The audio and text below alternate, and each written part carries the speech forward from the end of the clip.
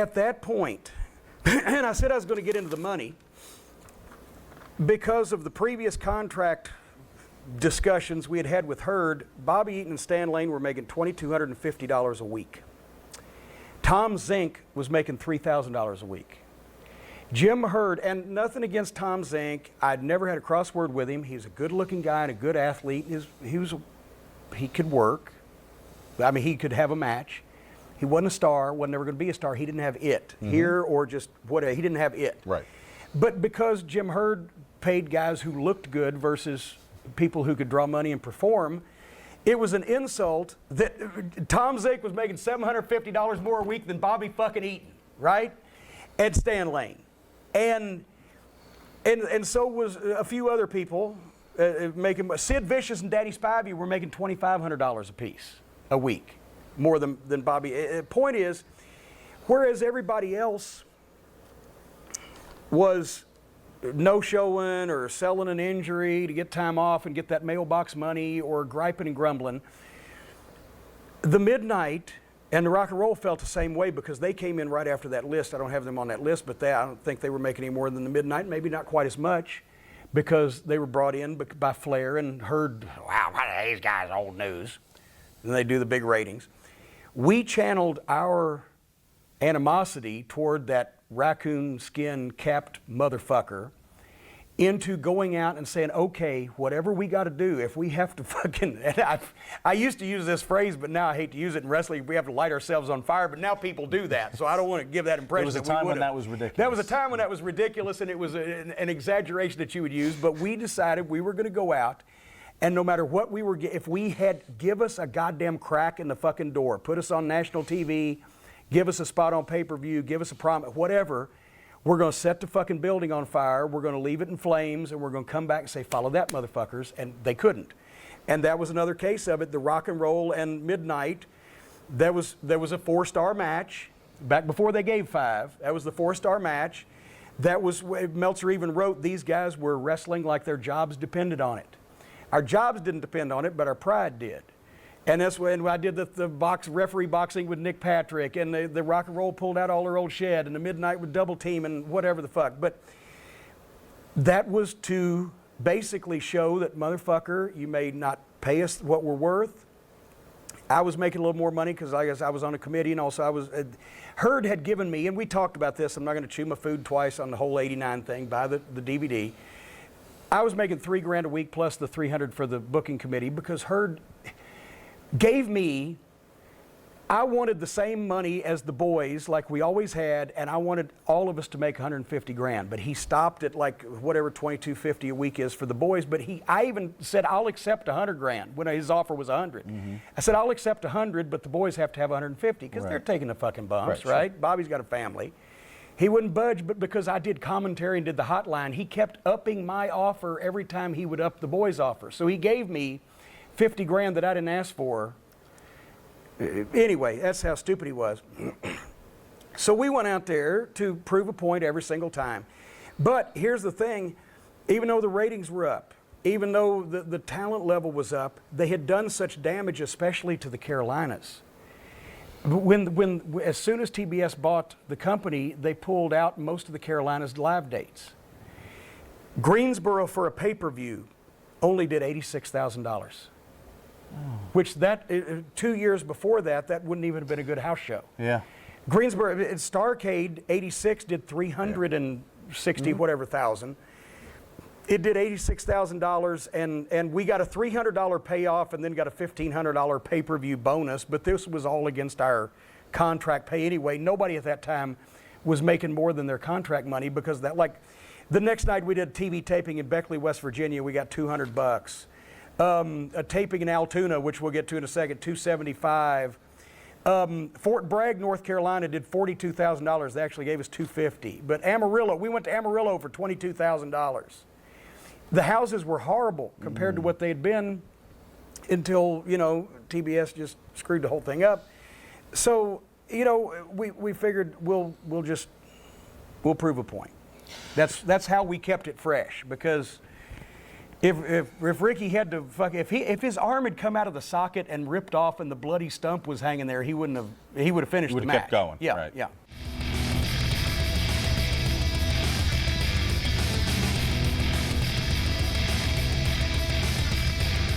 He was a sub for Spivey, because Yes. I think then Spivey got hurt. And so here was the thing. Everybody had high hopes for Sid because of the way he looked. I mean, you couldn't draw a guy, that looked like that.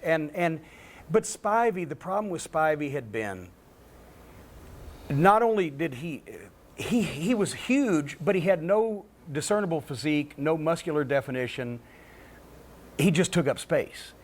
And his work was okay for a guy that size, but he had injuries even at that point. And I guess he's had everything replaced since then. But I don't know why he had injuries. He never took any bumps. But he was working like the fucking Road Warriors. And with Sid next to him, somebody has to sell. Somebody has to be vulnerable. Somebody has to just have a match with the baby faces. Later on, when they had the skyscrapers with the dudes, when it was actually Sid it was earlier. It was Sid and Spivey, the previous fall. And they put him with Johnny Ace and Shane Douglas. Mm-hmm. They just ate those fucking guys up, right? And, I knew they weren't going to listen to me. So I went to Ole, because that's when Ole was starting to agent. I said, Ole, can you talk to, and he knew Spivey. I said, can you talk to these fucking guys? Because, they've got to figure out a way to have a match, with guys that we're trying to use. So Ole gets Shane Douglas, Johnny Ace, Spivey, Sid, they're all together. Of course, I'm there because I was at the time in the dudes' corner. That's when we were doing the thing with the dudes in the midnight.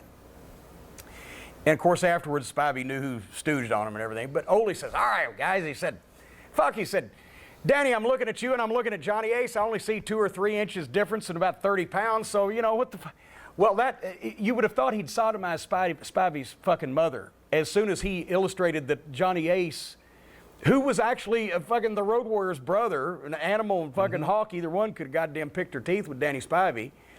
But that he was so insulted by that he should sell for either one of these two fucks. And after they all agreed to it, right? And then Ole walks off and everybody shakes hands. I went to shake Spivey's hand. And he just looked at me and walked off. So I'd just like to say to you now, Danny, I've never seen you since then because you're nobody, nowhere, but fuck you just for being a fucking prick to everybody you were working with at that point in time because you thought you were goddamn Superman and the matches fucking stunk. Let's talk Teddy Long for a minute. Now, he's paired with Doom. What do you think of that? That was the magic thing. Because once again, Teddy at that time had just started managing. Teddy had refereed, and Teddy's story. He worked on the road with James Brown, and he had been a radio guy, and he could talk, and he was funny and entertaining. And with the skyscrapers, they weren't going to listen to anything he said, and it wasn't a match. But with Ron and Butch, they all got along. They were friendly with each other, and plus you had Butch was a veteran, and Ron was a hoss, and they wanted to get over. And so that was a much better pairing, and they had good matches with guys, and they I can't say anybody drew money necessarily at this point, but that was a much better usage of Teddy and a much better team all the way around.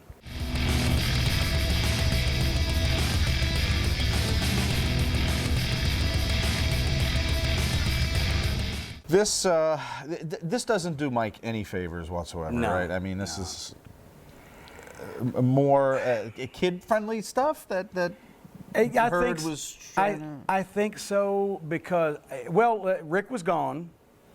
I certainly didn't come up with it.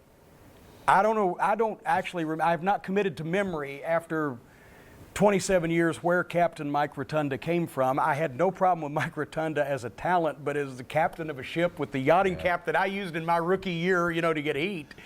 And he came out to the music, the Romantics, who were Midnight Express fans, by the way. That's what I like about you. You really tell me. I don't know what the fuck it was. Yeah, I don't know. It was all over the page. I don't know what the fuck it was.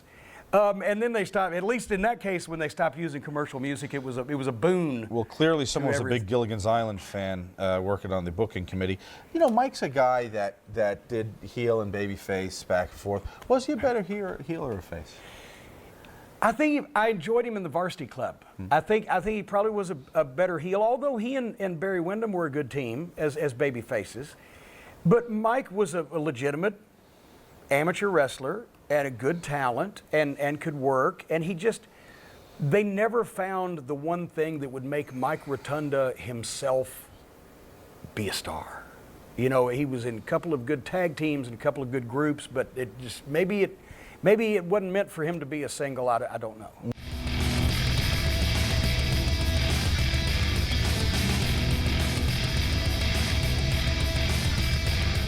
This illustrates, and it's not just because I'm in it, but I can tell the story firsthand, but this illustrates how you couldn't fucking get anything accomplished with the talent that you knew could get over and you wanted to use.